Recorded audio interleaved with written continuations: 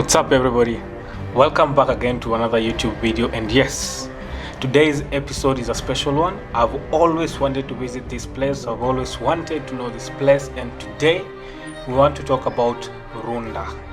We want to explore Runda, we want to know more about Runda, and also we have to know Kiambu Road.